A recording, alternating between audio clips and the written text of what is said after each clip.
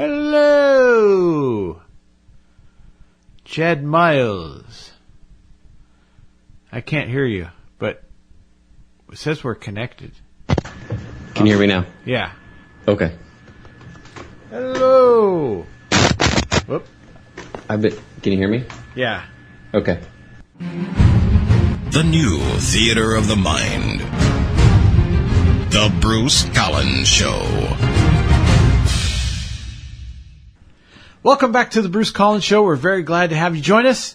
Tonight, we'll step between the ring ropes and spend some time with a wrestling legend in the women's division. Gail Kim returns later in the hour. The Bruce Collins Show airs every Friday night at midnight right here at WWPR 1490 AM. You can listen to past archives of the Bruce Collins Show at ipbn-fm.com. That's ipbn-fm.com. There's a banner just for the Bruce Collins Show on the Intrepid Paradigm Broadcasting Network website. Click on the show banner and you will go right to our page. We would appreciate it if you're able to spread the word for our show by word of mouth, social media, or in whatever creative way you can. Also, we have a Facebook page for the Bruce Collins Show. Please like us there. And you can email the show at bruce_collins_show@AOL.com. Drop us a line. Let us know how you're doing. The Bruce Collins Show also has a YouTube channel. Visit YouTube, search for the Bruce Collins Show channel, subscribe, and catch all the latest shows on YouTube. And now let me introduce my co-host, Chad Miles. He's a former congressional candidate in Michigan and a military veteran, and he's the founder and webmaster at Conspiria.net. Go to Conspiria.net tonight. You can also find out more information on Chad at ChadMiles.com. He is radio's lethal weapon, Chad Miles. Welcome back to the program, Chad. Bruce, what's up, my friend? How you doing? The sky, taxes, but certainly not the stock market once in a while. There you have it. How are you doing, Chad?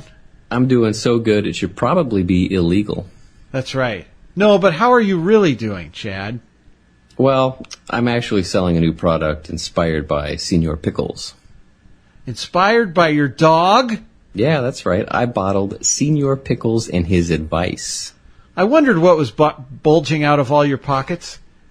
How can you bottle that, Chad? I have my ways. You want to hear one? Well, I guess so. Okay. I'll just have to open up these jars. Wait a minute. You're selling pickled jars? No, no, very funny. No, I call these Senior Pickles bottles of advice. How do you bottle the words of Senior Pickles? This sounds a lot like a scam, Chad. Now, wait, watch, I'll show you. I'm going to open up this jar right now. Okay, let's hear it. Let your bark always be worse than your bite. Now, I've never seen someone open a jar by clearing their throat. This is very suspicious. But that's it? That's the Senior Pickles bottle of advice? You sell a can with a one-sentence piece of advice? I'm sincerely doubting you can do this, but even if you can, I can't imagine anybody would want it. Well, if they act in the next 10 days, they also get a Senior Pickles bottle opener. Wow. I have to think that's a deal maker. Hey, you know, I have a jar like that too. You do? What does it say? Well, wait a minute. Let me open it up. Dill, dill, dill, dill, dill. See? See, Chad? It's another pickle jar. Yeah, very funny. This is real. Okay, whatever.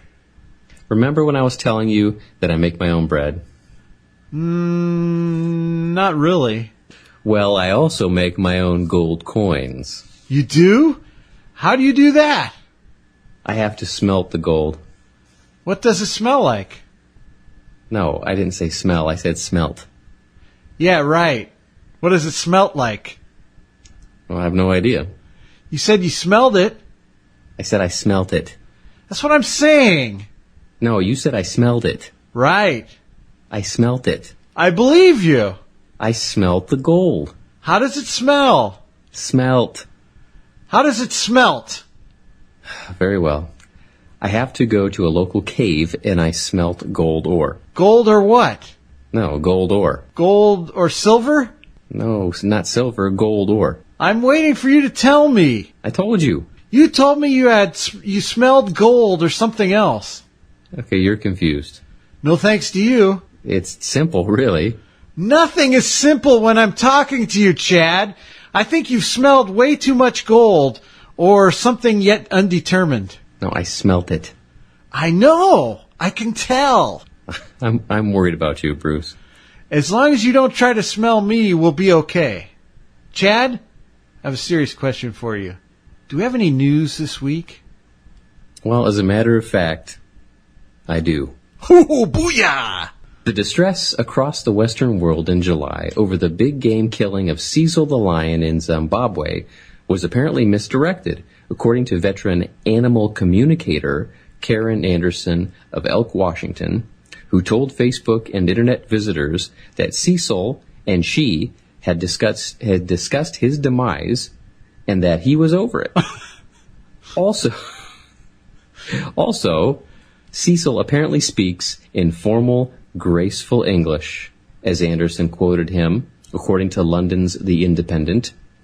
"Let not the actions of these few men defeat us," said Cecil, "or allow the darkness to enter our hearts. I am," he added, "grander than before, as no one can take our purity, our truth, or our soul." Anderson's usual fee to speak with deceased pets is $75 for 15 minutes. Wow. But she did not disclose whether she had a client for Cecil's tab. Of course she did. It's the dentist. He's trying to speak with Cecil again. This time without a shotgun. Wow. You know, that's a pretty good chunk of change right there. $75 for 15 minutes, and she can make up what she's saying. Yeah, because how are you going to disprove what she's saying? I mean, obviously it's phony, but animal communicator, of course, they call that pet psychic on the Animal Planet, and so she was supposedly communicating with our dear friend Cecil the Lion, who made all the news headlines.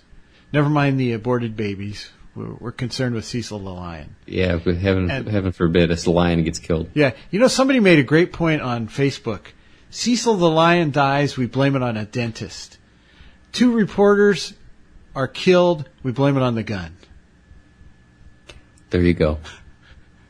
And Cecil sounds like a Jedi who became one with the Force, doesn't he? Yeah, I would say he likes a good spot of tea, apparently. Yeah, Cecil. Oh, let not the actions of these few men defeat us. He's Winston. If you strike me down, I will become more possible than you can imagine. He sounds like Winston Churchill a little bit, too.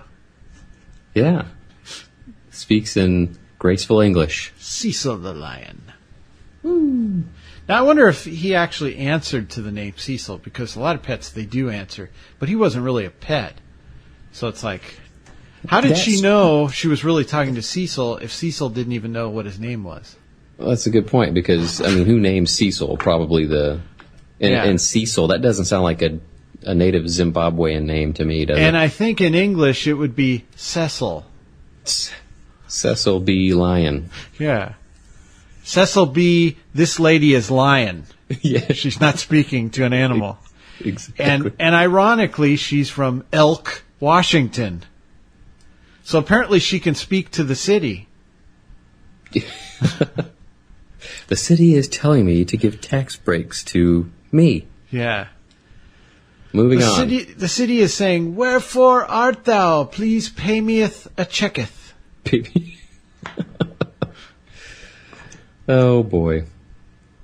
The estate of Dr. Rajan Verma filed a lawsuit in July against the Trough Music Hall in Buffalo, New York, after Dr. Verma fell to his death following a concert when he lost his balance sliding down the banister.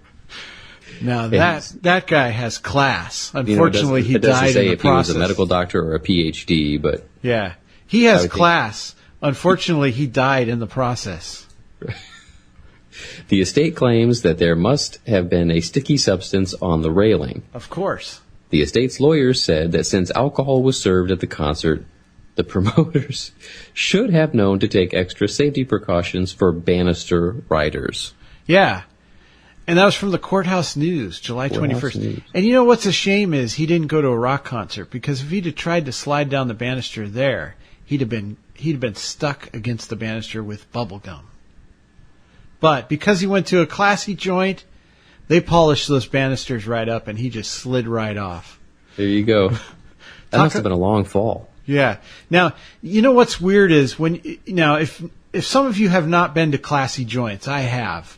And let me just say, it's a little bit different than like a ballpark or, a wrestling arena. A classy joint, if somebody slides off the banister and falls to their death, people usually clap their hands funny and they go, bravo, bravo. Okay. Bravo. Do you happen to have any Grey Poupon? That's right. I sounded like Cecil the Lion just now. Yeah. And you Moving notice on. that was the estate that filed the lawsuit, because obviously Dr. Verma can no longer file a lawsuit. That's right. And it doesn't say whether he was a medical doctor or a PhD. Yeah. Either way, he should have been smarter than sliding down a banister. But. So blame it on a non-substantive sticky substance that caused And his death. if it was something sticky, wouldn't that have helped him stay on the banister? Maybe. Yeah. And I don't know if you've been to these posh places, but do you want to bet they were looking at that guy going, what is the Indian sliding down the banister for? Oops. Oh, boy. Oh, boy.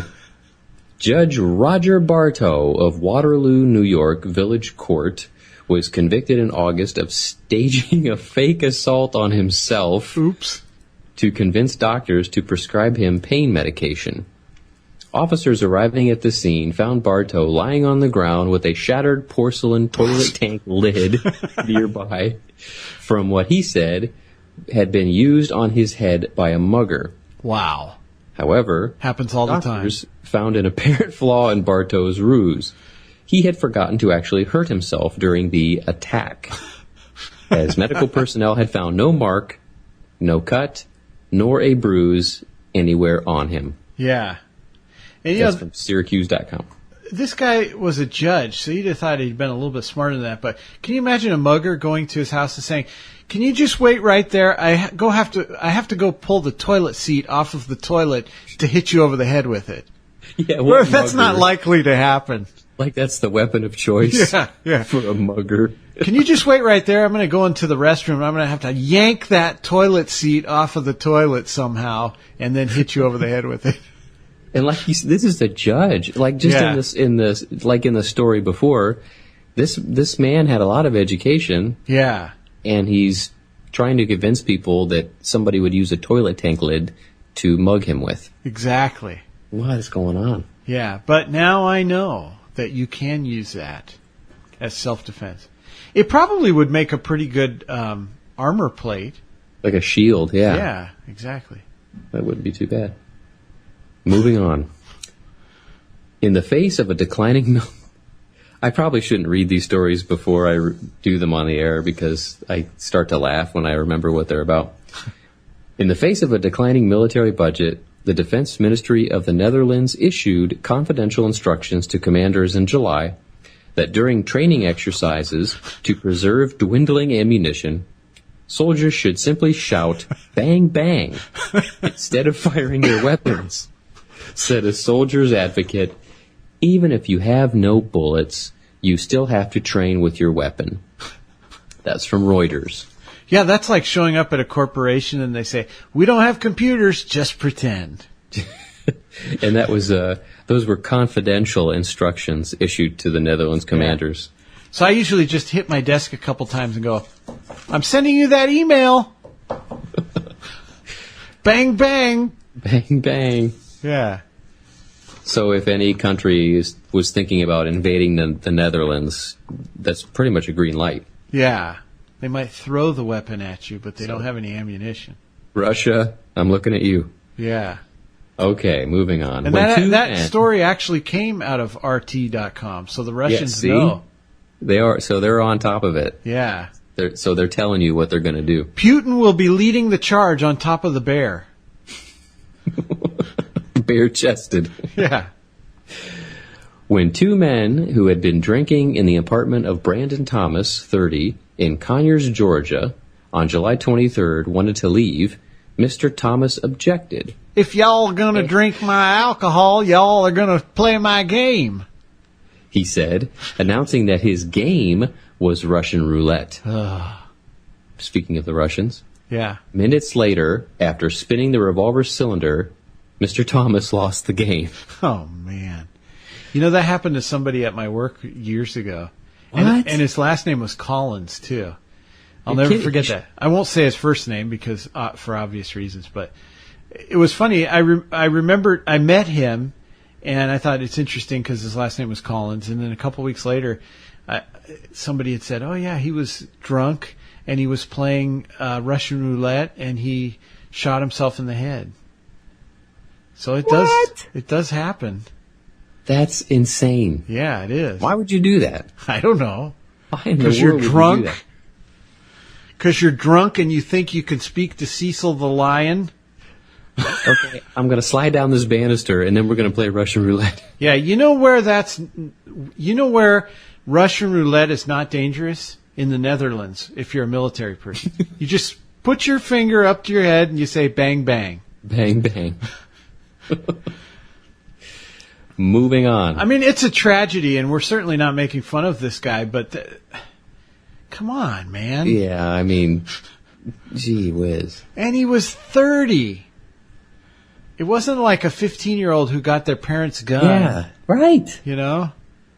Why? That's what I said. Why would you do that? Yeah. Oh, man.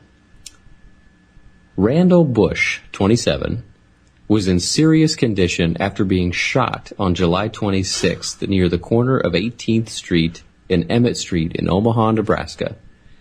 He was also shot in 2014 around the intersection of 18th and Emmett, and in 2012 was shot in a scuffle after running from the corner of 18th and Emmett. Oh, man. What is with that corner? Wow. Three times. And you don't think of like a rough neighborhood as being Omaha, Nebraska, but this guy got shot. He's only 27. 3 times in the last 3 years. No, yeah, 3 years, right? 3 times, yeah. That 2012, 2014. So he had a year off in 2013. On the exact same corner. Yeah, there's more to this story, obviously. Yeah. They say next year they'll actually have an empty parking lot where people will be sitting there in lawn chairs waiting for Randall Bush to get shot again. The fourth annual Randall Bush shooting. You see this Nebraskan with a big sign that says, "Make it 4! Make it 4!" Yeah, he went for the 3-peat. Yeah. Now he's going for the 4th. You can't believe that. I would love a better explanation on that, but yeah, there's like I said, there's definitely more to the story. Yeah, exactly. There is something more to the story. Moving on. Speaking of more to the story, Jason Stang, 44, who became a fugitive last year by walking away from Spokane, Washington halfway house while on probation for bank robbery, was rearrested in July in Olympia, Washington, after featuring himself in an extensive newspaper pictorial about a local movie he was starring in. Stang could only have chosen a more veiled stage name, but since it was a horror movie, billed himself merely as Jason Strange. Strange instead of Stange. It was one letter off. Yeah. Making detection easier for U.S. Marshals. Wow. And by the way, News Tribune in Tacoma, Washington. We always like to add interesting facts to these stories. It said he walked away from a Spokane, Washington halfway house. I just want people to know that actually is a full-size house, a halfway house. But, yeah, here's the criminal. It's not for little people. My name is Jason Stange. I will change my name to Jason Strange, and nobody will know. Yeah, maybe I should have pronounced it Stange. I pronounced it Stang. Either way. I guess the story would have been a little more funny He's if I still would have pronounced it correctly. He's still a stupid criminal. Yes, he is. Yeah, We can't take that away from him. that's right. But he's not as stupid as Brandon Thomas. Oh, good. Whew. I thought you were going to name somebody that we know. I could. Let me get out the list. I have the cough button ready. Hey, this is kind of bizarre, but when I was younger, actually when I first moved here from Arizona, right out of high school, which is a story even of itself. But anyway, when I first moved here, I met this girl and I was going out with her and stuff, and she knew all kinds of people in the Bay Area. And she knew these people that were doing a movie. And I was such a dumb kid, I'm 18 years old, and they go, "You could be in a movie." And I said, "What's the movie?" And they go, and the main guy who was calling himself the producer was in a wheelchair.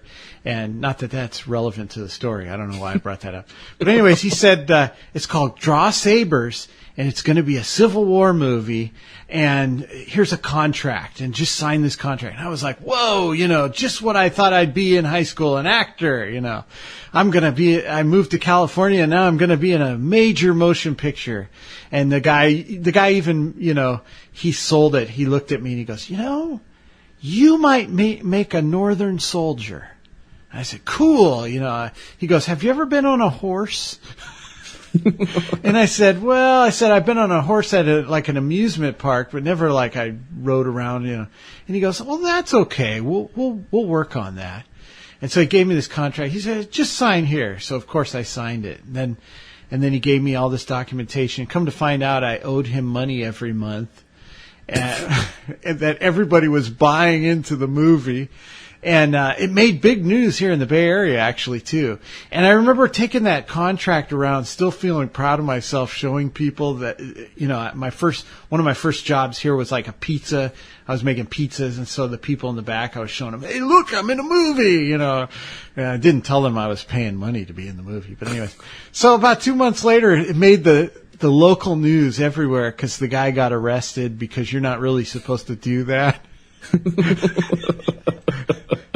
Which, at that time, I was so young, I don't know if I was more mad that they arrested him because now for sure I wasn't going to be in a movie, or right. I was happy that I wouldn't owe any more money. I don't know. How did I get myself into these messes? Draw Sabers? Is that what it was called? Yeah, it's called Draw Sabers. Draw Sabers. Yeah. Well, that was tentatively titled, right? Oh, I see. Yeah. And this girl that I was dating at the time, her sister, that's how I got into it, was her older sister was supposed to be, some saloon girl or something like that. And there was only one line she knew. She told me "Oh yeah, I got this line in the movie." And I forget what it was, but it was she thought it was a big deal. And now I realize the guy was just coming up with stuff. This is going to be your line, Go home and practice this line. For me, it was a non-speaking part, I guess. We never got that far, but I was going to be on a horse representing the North. So there you go. I would expect more from a handicapped person. Yeah. And then I did something stupid on my own. About 10 years later, I became a wrestling promoter. There you go. But it wasn't all bad. Anyway. Did you ride a horse? No, but I changed my name to Bruce Strange. Unfortunately, the cops figured out it was me. I don't know why. It's not like my last name was descriptive. Bruce Collin. Yeah. Bruce Colin. Silent but deadly. All right. Isn't that your cousin's name? Yes, it is. Colin S. Collins. He appeared a couple weeks back on the first episode of The Revolving Door. And we should remind people before we go, The Revolving Door is a weekly show on ipbn-fm.com. Chad hosts it, and I co-host, and we do it once a month. Right now it's the first week of the month, but that could change. But anyways, we'll have more guests and a lot of interesting people coming up. But, and that reminds me, that's a great segue too. You just reminded me, because we're going to re-air in the next segment part of the segment that appeared on the Revolving Door radio program, which featured my cousin, Colin S. Collins. And the reason why is because Chad is arguing against this because he's pro Senior Pickles. But I wanted Colin S. Collins to be part of the Bruce Collins Show. So I want you guys to get to know him and see his first exposure with his poetry on a huge radio program like The Revolving Door. And so the next time he appears on the Bruce Collins Show, you'll know who he is. And no more Senior Pickles if I can help it. Hey, we'll have to talk about this later. Those bottles are chicanery, Chad. Chicanery. That's not fair. You're not being fair. Yeah. You know what? I want to take that dog of yours, put him in a pot of water, and make him a hot dog. Hey. Watch out. He has feelings, Bruce. He listens to the show. Hey, speaking of hot dogs, I've got another story. You want to hear? Sure. My grandmother, who passed away in 2001, she used to have a story about either the Depression or World War II. I can't remember which one it was. Probably World War II, because I would say although, it could be anyway, the food standards were down during whatever period it was. I think it was World War II. And she had a hot dog, and she bit into the hot dog. And you know what was inside the hot dog? What? A cockroach. Uh-uh. And she never ate hot dogs after that. She was ruined on hot dogs for the rest of her life. That's right. Meanwhile, I eat hot dogs by the dozen. That doesn't sound healthy. And look at me. There's nothing wrong with me. You're perfectly normal. That's right. All right. So, Chad, thank you so much for joining us this week, as always. Thanks for having me, Bruce. And, of course, in the next segment, we're going to re-air the segment that appeared on the Revolving Door radio program, which featured my cousin, a great man, a true American, a patriot, a man that doesn't know how to rhyme the word pickle, but he knows how to rhyme with every other word, Colin S. Collins. And then after that, Gail Kim, who many regard as the greatest women's wrestler of all time. We'll be talking about that this week and many other things. We'll be talking about her husband, who is the star of the show Restaurant Impossible on the Food Network. And I think he was in the same room, but I couldn't get him on the air, but I tried. Will be joining us, Gail Kim, to talk about the world of professional wrestling in a moment.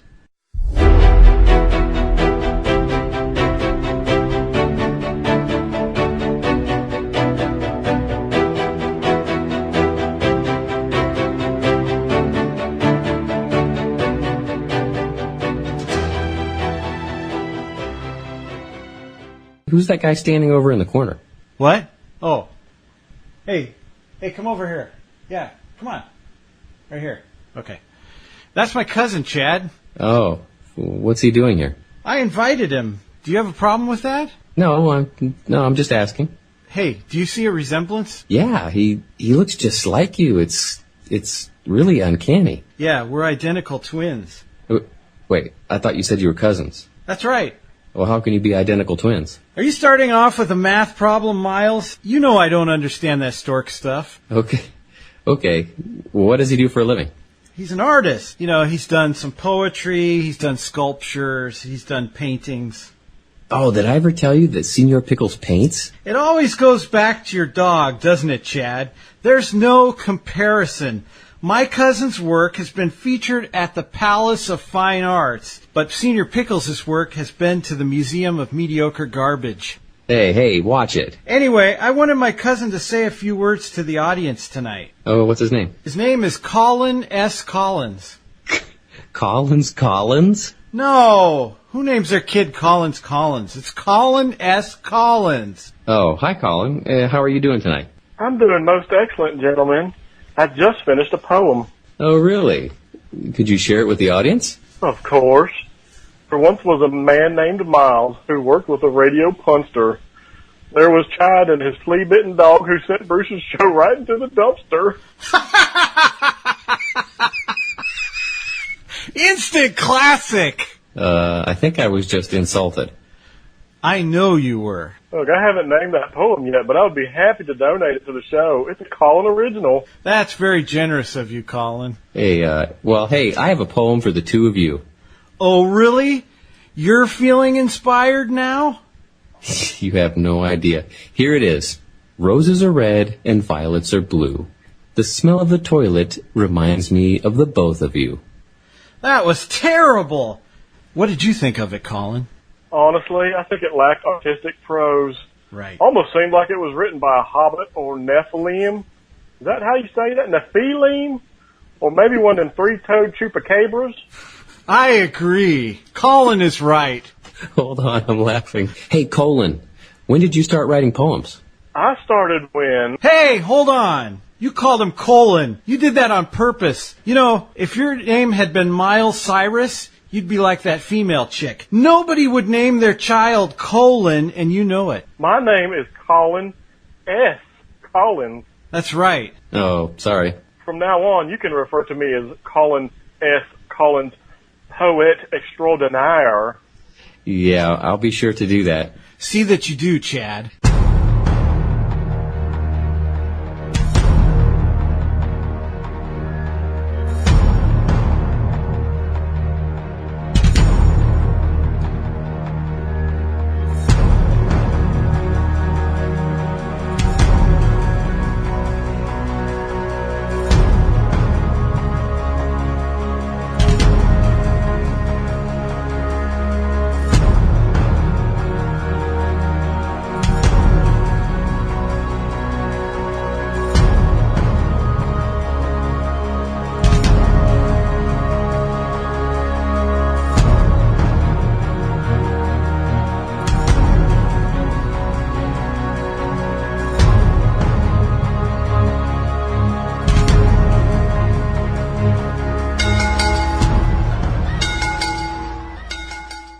And joining us this week is Gail Kim. In her WWE debut match, Gail Kim won the Women's Championship, becoming the first WWE Diva in history to win a championship in her first match.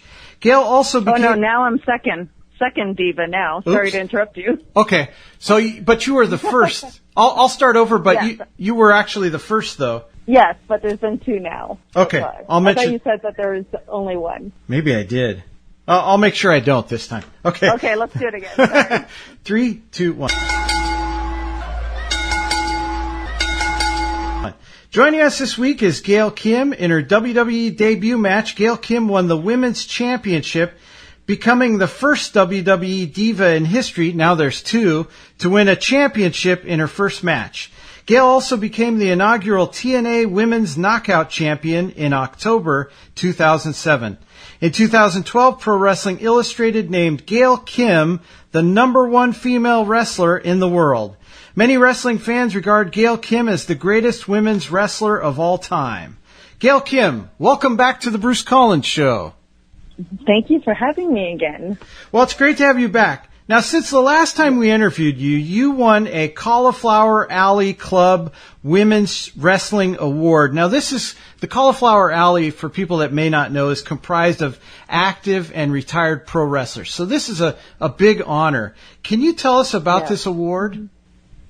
Well, you know, a lot of my friends who are in the business have been going to this reunion every year in Las Vegas, and I'd heard about it and heard great things about it. But I had never been myself. So when they contacted me about it, I felt just really honored to be recognized in this group of women, because Beth Phoenix was also recognized, and Lisa Marie Barron, and Malaya Hosaka, who I've met before, but I never had the chance to work with her. But I was still very honored that they gave me a Women's Wrestling Award for all my years of work. And so I went there, and luckily I got to go during their 50th anniversary. And there were, oh my gosh, when I walked into that room, I was overwhelmed. I couldn't believe what a turnout it was. And it was so nice to see really familiar faces that I hadn't seen for so long, like Jimmy Hart and Terry Taylor and JR and his wife. Just, you know, so many people. Our business is small in some ways, so it's like you've met a lot of people, but you don't see them for a very long time. And then when you see them again, it's like no time has passed.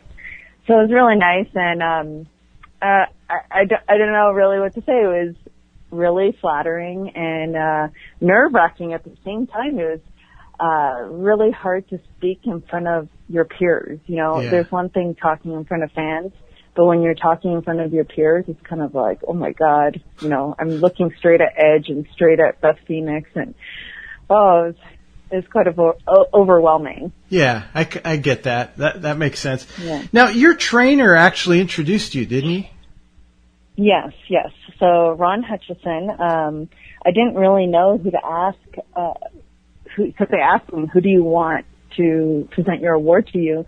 And, I didn't want anyone to go out of their way to fly there and everything. So I knew of a good central group of people that were going. And so I thought, what better than Ron, because he's the one who first trained me. And if it wasn't for him, I wouldn't be where I was now. He trained me the right way, because there's, hundreds of wrestling schools out there, but a lot of them just take your money and don't train you properly. And he just always did right by me. So it was great for him to do that. I hadn't seen him for, oh my God, over 10 years, I think.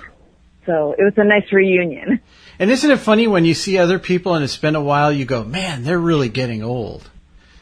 That's well, what actually, I do. he had lost a ton of weight. Oh, that's so good.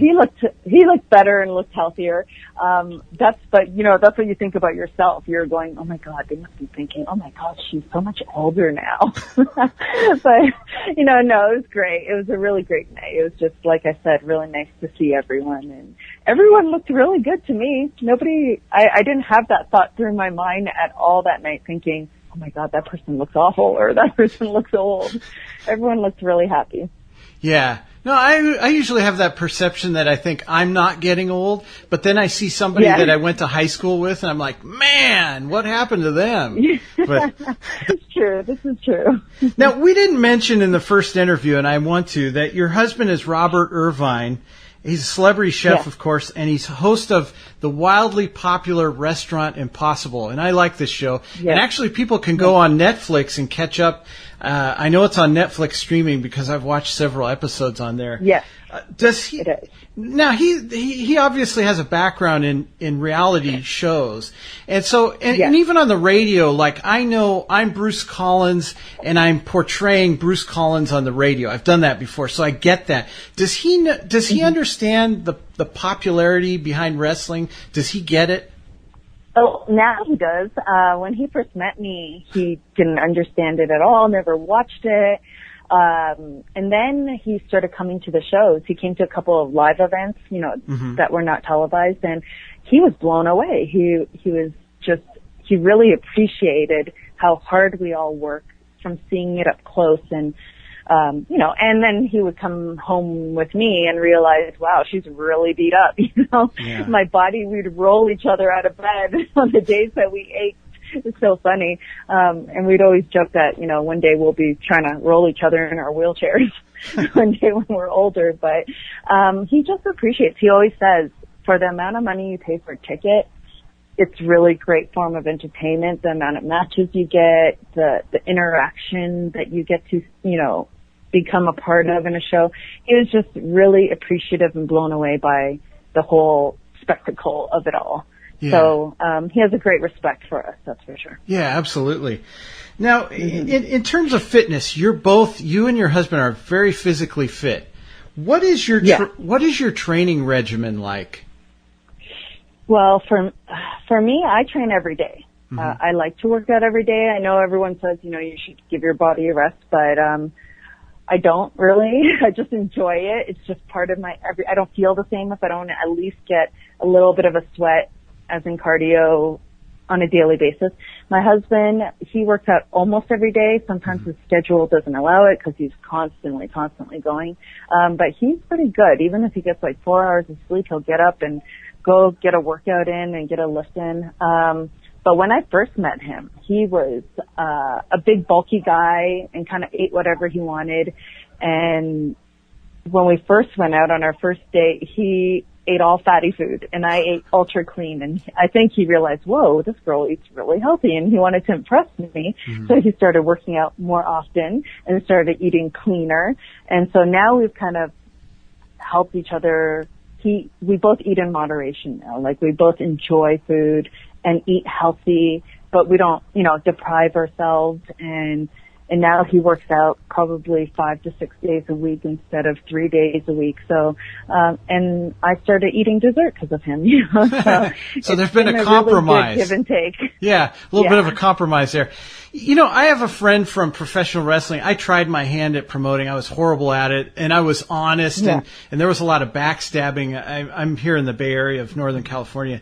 And actually I made some friends because I actually paid wrestlers and I was honest with them. And one of my friends is a guy named Brett Wagner who did a show called Pastime on the Speed Channel. And years ago he did a radio show with Samoa Joe. So I was able to interview Samoa Joe with Brett Wagner.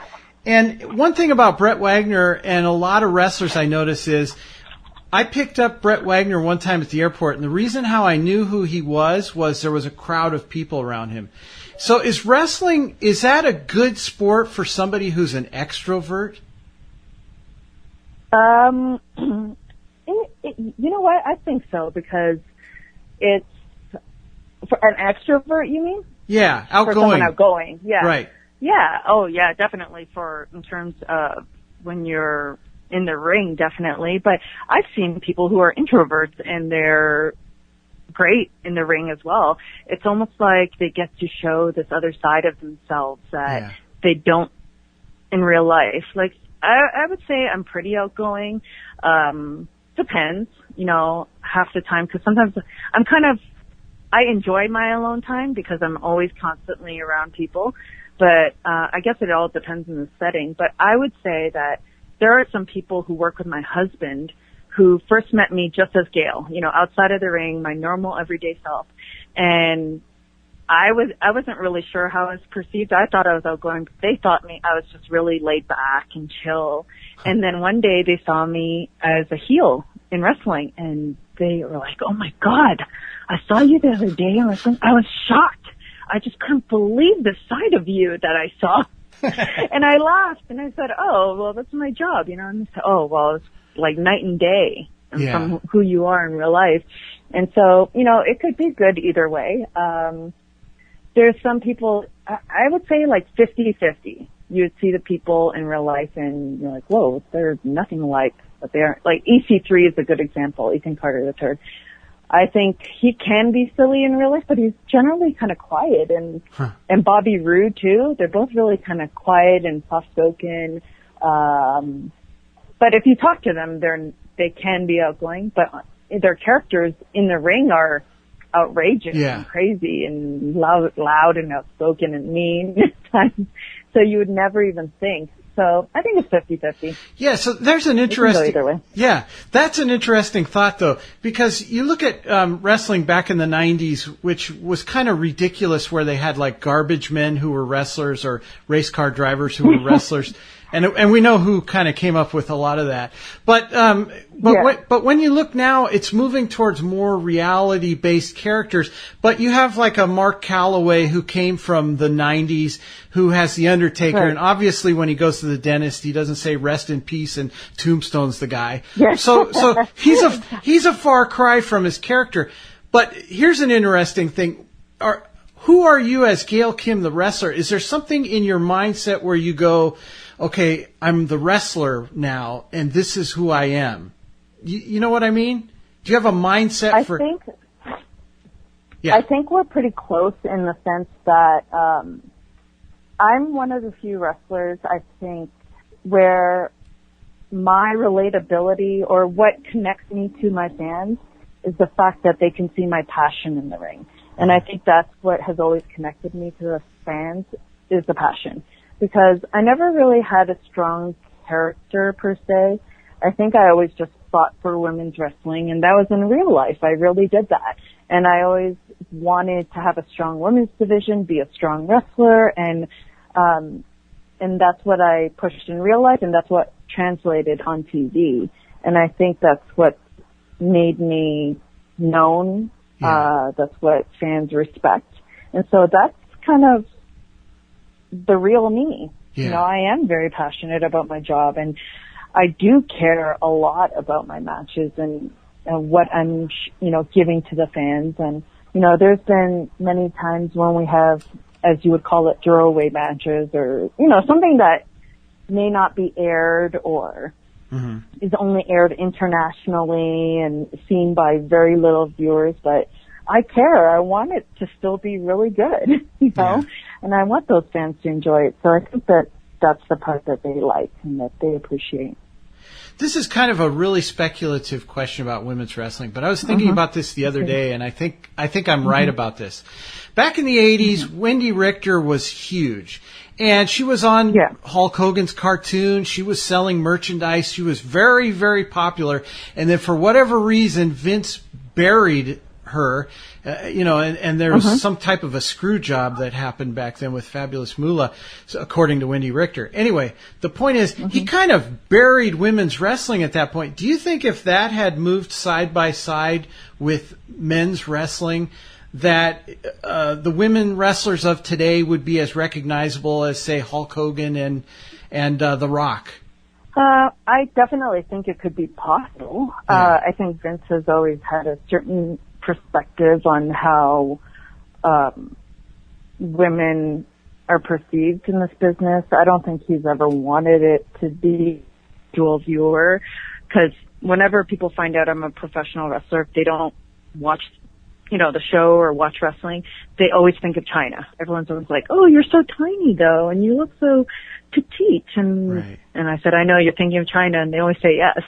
So she was really well known, and she was making her name into the mainstream at that time. So she is a proven fact that it could be possible, but they kind of just put a stop to that.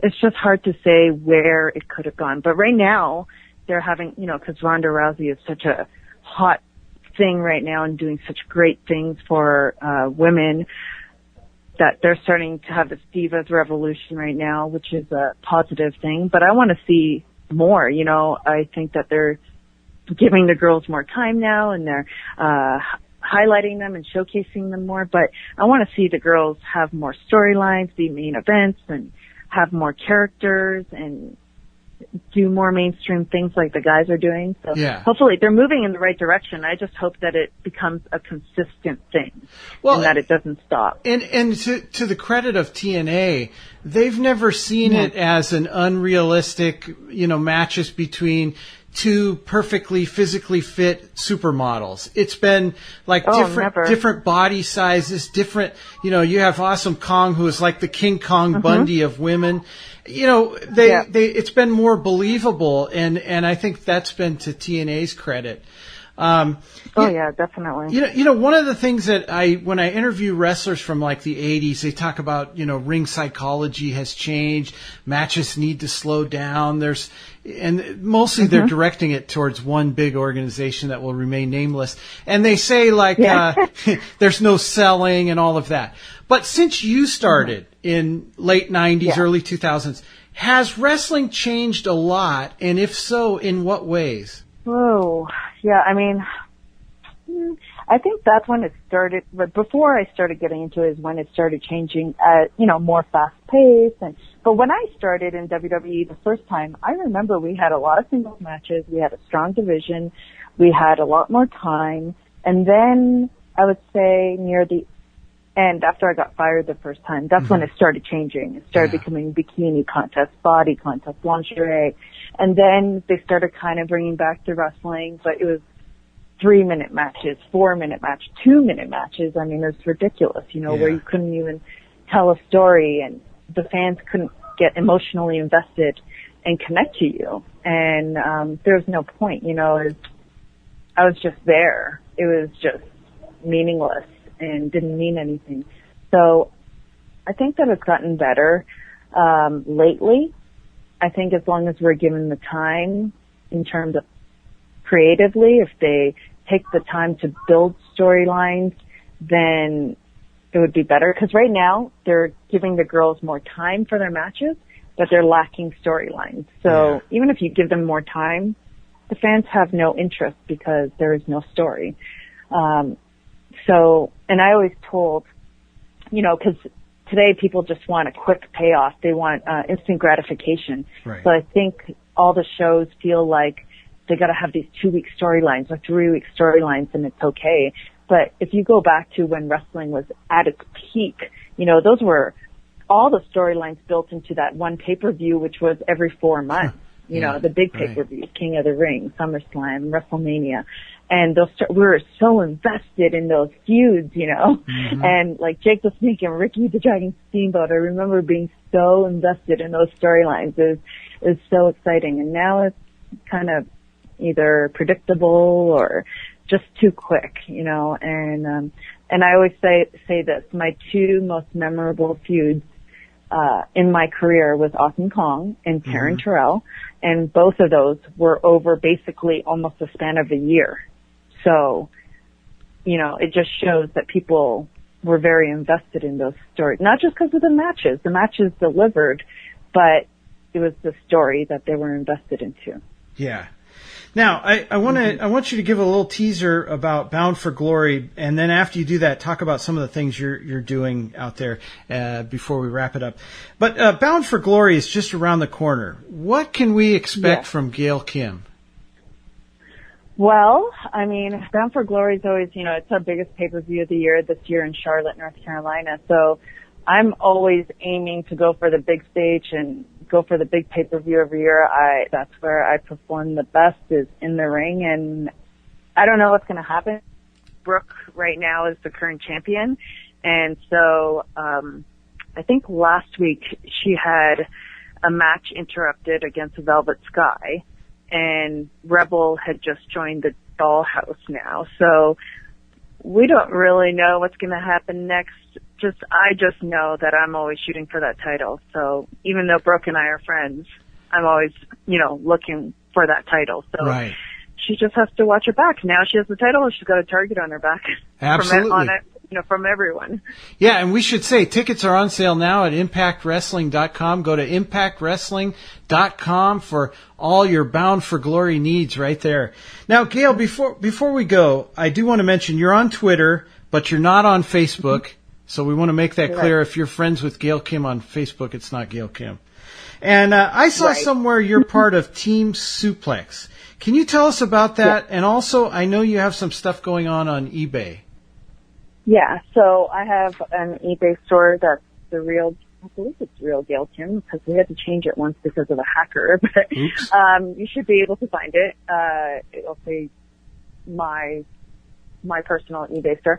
And then also Suplex Wrestling is a clothing company, apparel company based out of the UK that is basically essentially a company that is geared with the wrestlers that represent it are all true athletes. And so I was the first female to be asked to be part of this line, so I was truly honored.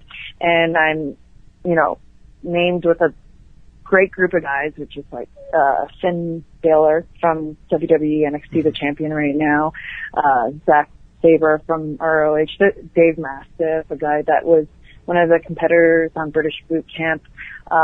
Just a really great group of guys, really great quality apparel. I just, you know, I've been asked to do other pro wrestling t-shirts and clothing, and I just met this guy and saw the apparel, and I just love the quality of it and what it stood for. So I was the first female to join. So now I'm working with them, and I hope that everyone likes what they see. Yeah, excellent. And you can get everything on suplexapparel.com. SuplexApparel.com, and you can visit Gail Kim at TNA Wrestling at ImpactWrestling.com. Again, tickets and more information about Bound for Glory are at ImpactWrestling.com. Gail Kim, thank you so much for joining us this week, and I hope you can join us again sometime. Definitely. Thank you so much, Bruce. Thank you. Thank you so much for joining us here at the Bruce Collins Show, where you can find us every Friday night at midnight here at WWPR 1490 AM. Remember, God loves you. We do too. Don't give up.